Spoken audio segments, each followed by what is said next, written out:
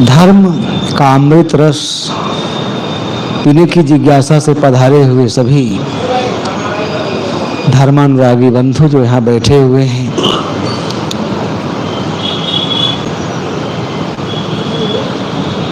जो हमारी माताएं बहनें बैठी हुई हैं, आप लोग जिस पावन भूमि में बैठे हुए हैं,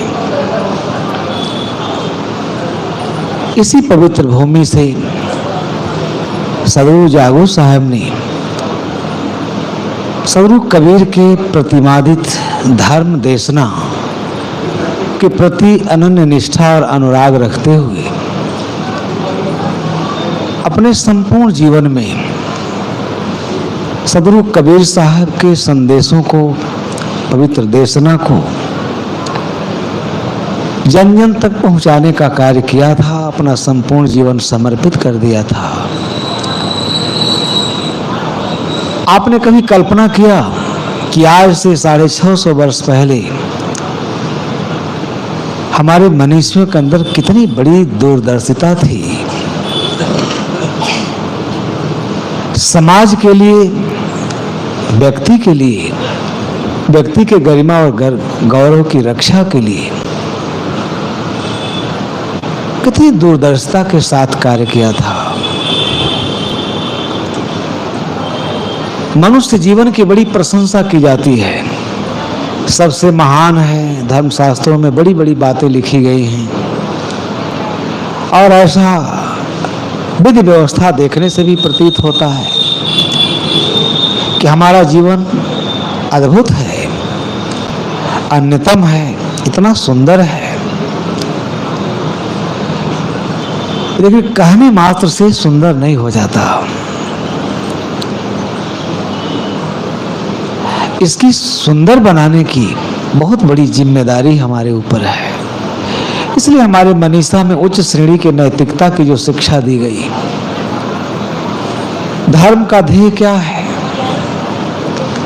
अभी इलाहाबाद से पधारे साहब जी कह रहे थे कि आप लोगों को एक चीज का डर बिल्कुल नहीं है। वो क्या है कि मरने के बाद सभी स्वर्ग जाते हैं। अब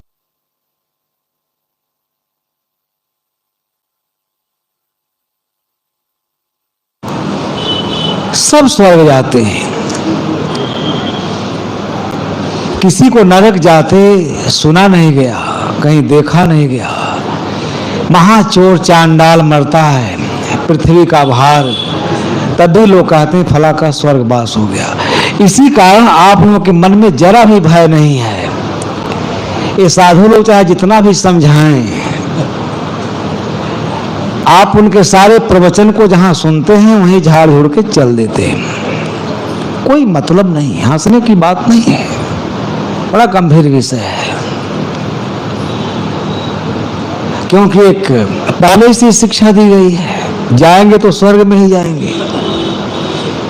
मुझे ऑस्कर वाइल्ड की एक कथा याद आती है। बड़ा पापी था एक मनुष्य, उन्होंने लिखा अपने आत्मकथा में, बहुत पापी था, बहुत अनाचारी, पाप के सिवा उसने कुछ जाना ही नहीं था। लेकिन पापी के मन में, पापी या कोई व्यक्ति हो जो कुछ भी कर्म करते हैं, सुबह के सत्र में साहब जी ने कितना सारगर्भित आख्यान दिया था आप लोगों के सामने। इतना सारगर्भित प्रवचन सुन के भी कर्म सुधार नहीं हो पाता, हमारा आचरण अच्छा नहीं होता, उच्च श्रेणी की नैतिकता से हम ओतप्रोत नहीं होते। इन संस्थाओं के स्थापना के पीछे क्या उद्देश्य रहा हो। मनुष्य जीवन में नैतिक प्रतिस्थापना, हमारे जीवन में जो सारे दुर्गुण हैं, दुर्व्यसन हैं, दुर्विचार हैं, अहंकार है, अज्ञान है, ये इसलिए सब हमारे ऊपर आक्रमण करते हैं और हमें दुर्बल और असहाय बना देते हैं।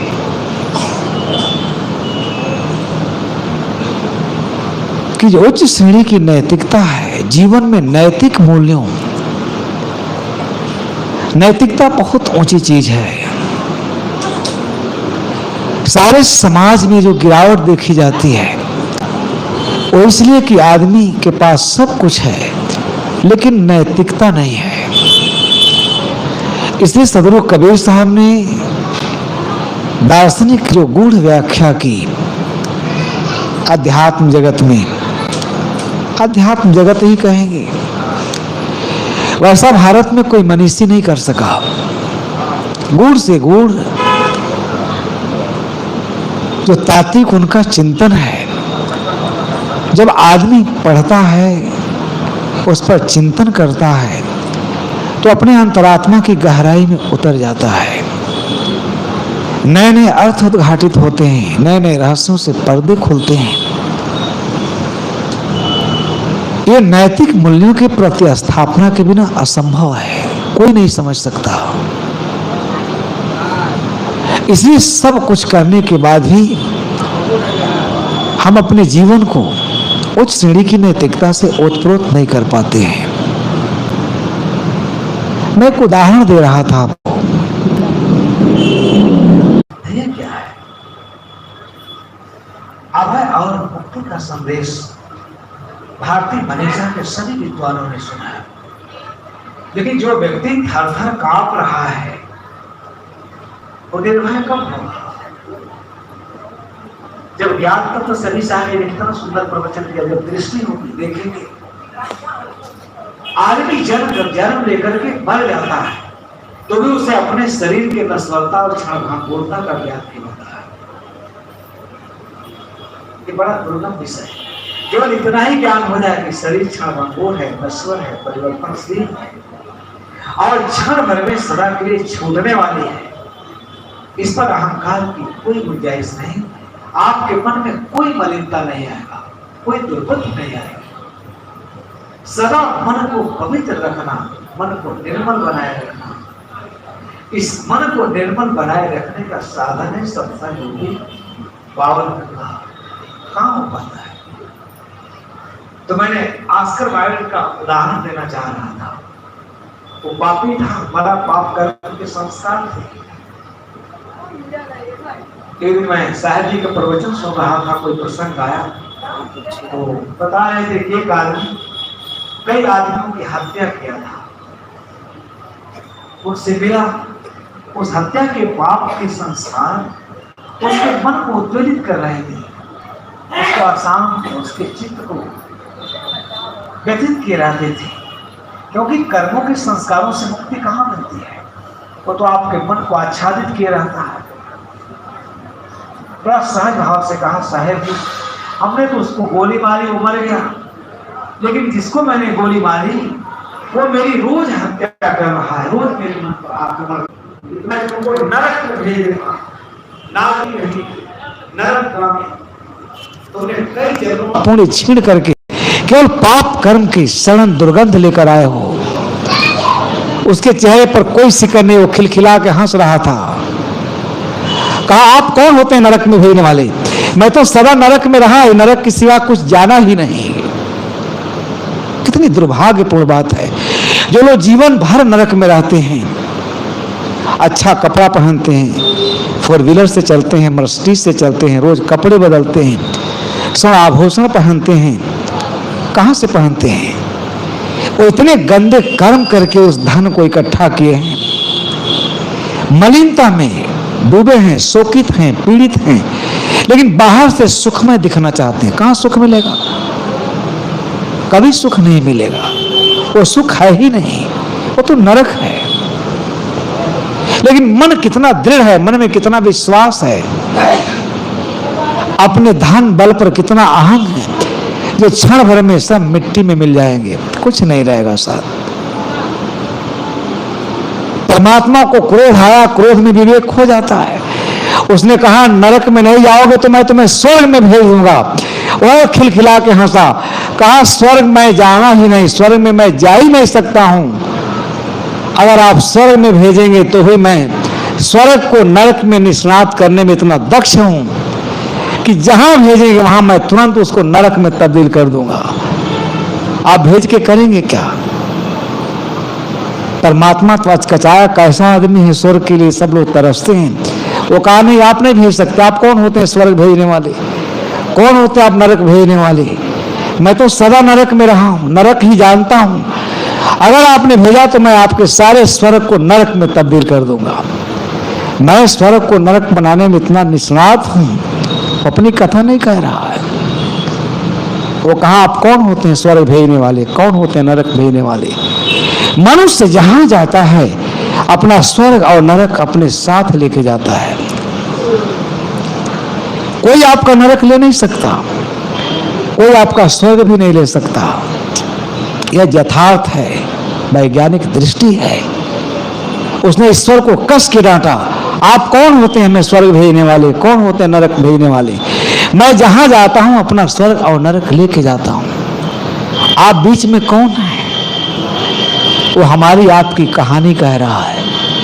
हम जहां भी जाते हैं, अगर कुछ लोग यहां भी आए होंगे ना, अपना नरक लेके जरूर आए होंगे।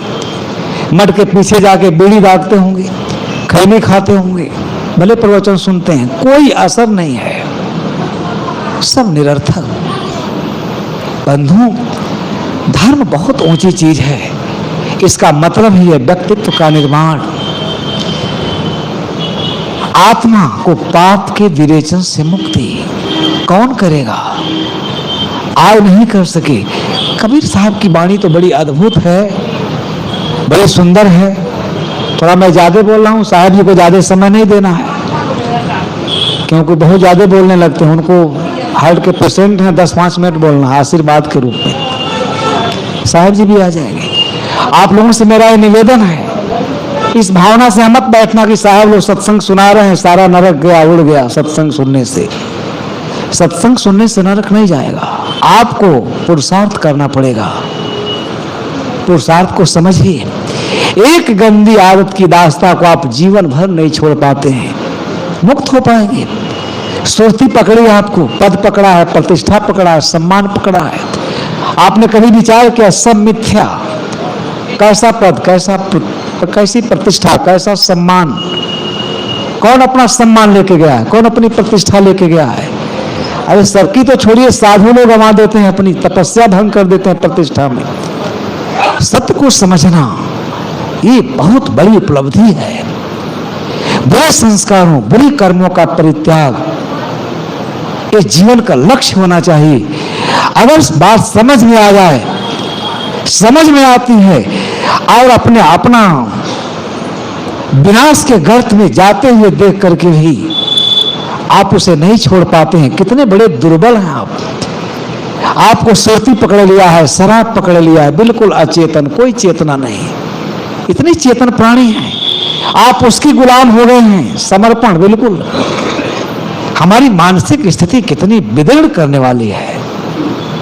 सत्संग सुनने से तभी लाभ होगा, एक बार सचेतन दृक्पात करें, स्वयं को निहारें, देखें खड़ा होकर कि मैं कहां जा रहा हूं, क्या कर रहा हूं, मैं कौन हूं, मेरा कर्म क्या है, मुझे कैसे रहना चाहिए। लाखों मनुष्य आज तक नहीं समझ पाए कि मैं मनुष्य हूं कि पशु हूं।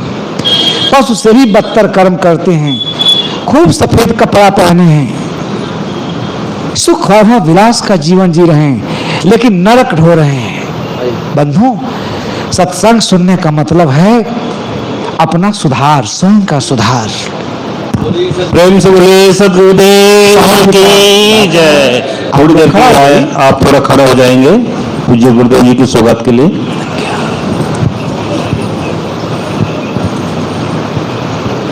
बैठ जाए, बैठ जाए।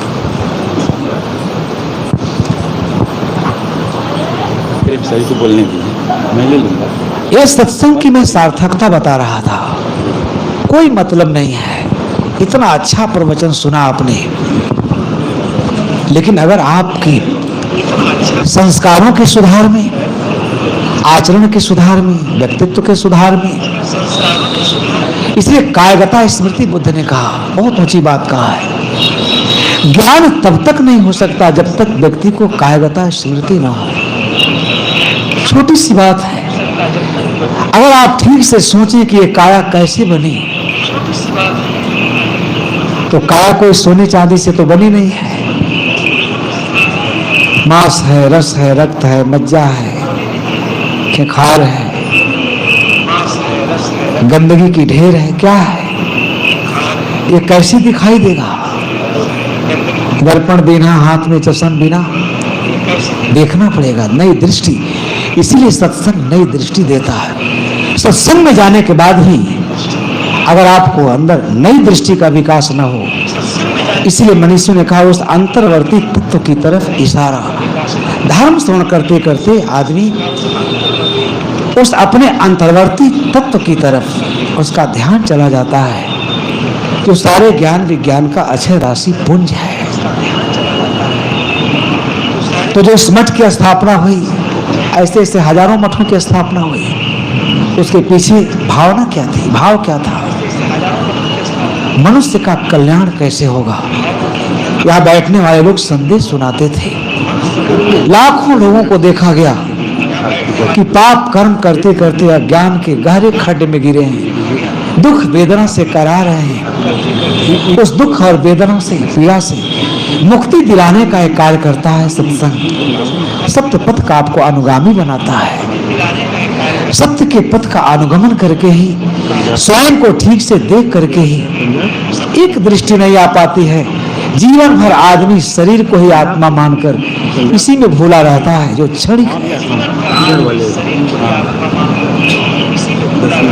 जिसे देखना चाहिए उसे देखता ही नहीं, जिसे जानना चाहिए उसे जानता ही नहीं, और जीवन को एक बोझ बना लेता है। दुख, संताप, पीड़ा, खिन्नता, राग, द्वेष, यही जीवन के उसके विषय बन जाते हैं। विषय विकारों में डूब जाता है। बंधुओं, आप सब लोग बड़े सौभाग्यशाली हैं। साहब जी का सत्संग सुनने का आपको सौभाग्य प्राप्त हो रहा है। दोपहर में साहब जी का विषय अत्यंत मार्मिक था, हर व्यक्ति के हृदय को टच करने वाला था। अगर आप लोग ध्यान से सुने होंगे तो उससे दिशा मिल गई होगी। तो अब बहुत कुछ मैं न कहा करके आप सभी लोगों को धन्यवाद देते हुए